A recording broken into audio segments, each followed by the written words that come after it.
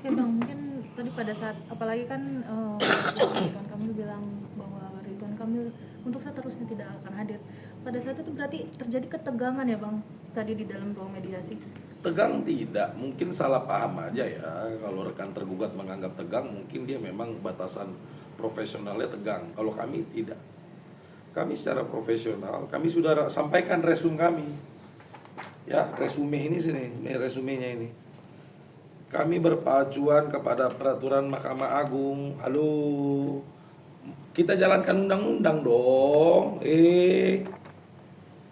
Ya, kalau dia nggak hadir ngapain kita tunggu 30 hari? Emang dia siapa? Hukum di negara ini kan jelas. Kami ajukan resu. Ini poin pokoknya saya bacakan. Ya.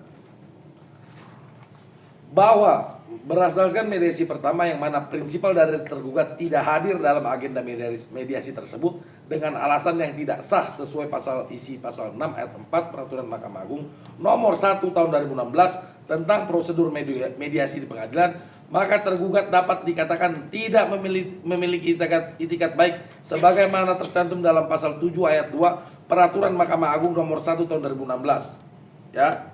Selanjutnya, kami sampaikan kepada hakim mediator yang terhormat agar dapat mewajibkan prinsipal selaku tergugat hadir dalam agenda mediasi selanjutnya.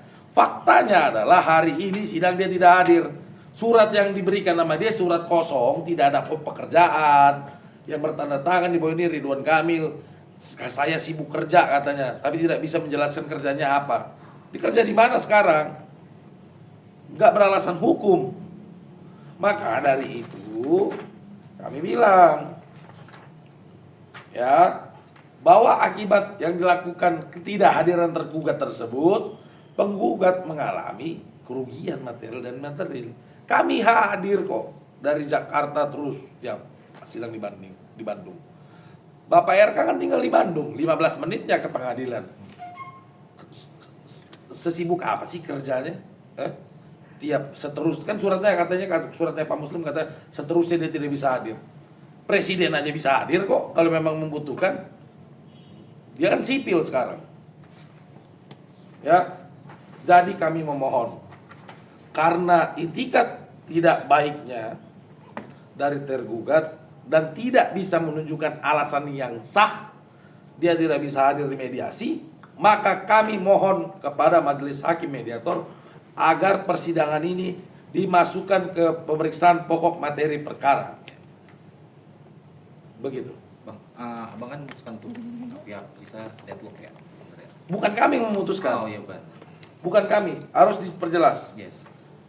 Yang memutuskan yang ini, hukum yang peraturan, ya saya bacakan, peraturan nomor 1 tahun 2016, prosedur mediasi di pengadilan.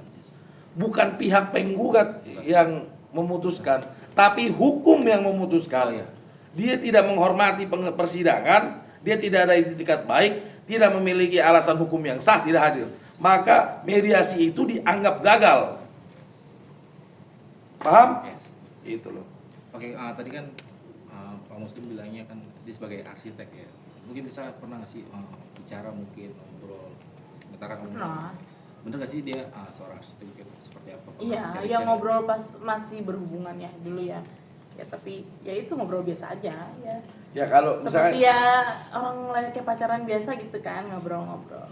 kalau dia arsitek sedang mengerjakan satu proyek apa, tunjukkan mana Betul. penunjukan proyekmu Bapak. Iya.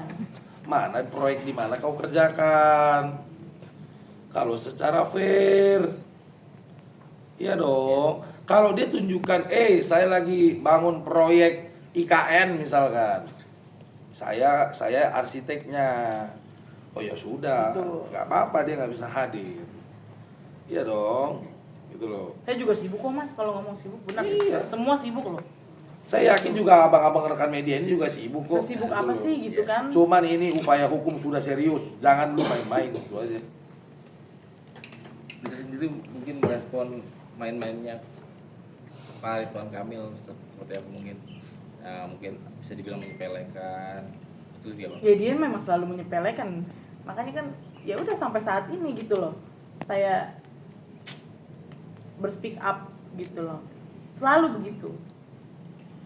Jadi kan gini ya, keterbatasan klien kami ini, dia seorang ibu, dia menempuh upaya hukum ini merupakan salah satu upaya terakhir. Jika para pihak sudah tidak ada lagi jalan keluar, adanya pengadilan untuk memutus perkara ini. Yang kami harapkan adalah kami tidak minta macam-macam kok. Kami meminta untuk penggugat dan tergugat secara bersama-sama melakukan tes DNA. Tes DNA itu dikeluarkan oleh putusan Mahkamah Konstitusi nomor 46, yang mana putusan tersebut menganulir tidak adil jika ada anak yang lahir di luar perkawinan hanya dikaitkan dengan ibunya. Dia berhak mendapatkan identitas anak yang dikatakan oleh klien kami, anaknya ini adalah anaknya Ridwan Kamil. Buktikan yuk kita sama-sama tes DNA. Itu kan fundamental daripada putusan Mahkamah Konstitusi nomor 46. Sangat berdasar. Perbuatan melawan hukum yang dilakukan Bapak Ridwan Kamil itu, itulah yang kami tempuh sekarang. Jadi menurut kami, hasil mediasi hari ini kami tidak kecewa. Yang terbukti adalah kami malah semakin semangat yakin bahwa memang Bapak Ridwan Kamil dan tergugat tidak siap menghadapi gugatan kami. Tidak siap. Kalau dia fair, membuktikan dirinya tidak bersalah, ya bilang dong. Datang dong ke persidangan.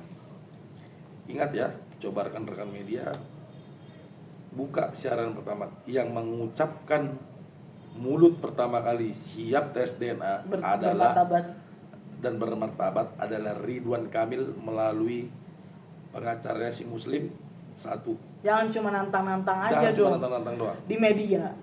Saya siap tes Di mediasi beda, DNA. di media beda ngomongnya. Saya siap tes DNA melalui perintah DVI Polri.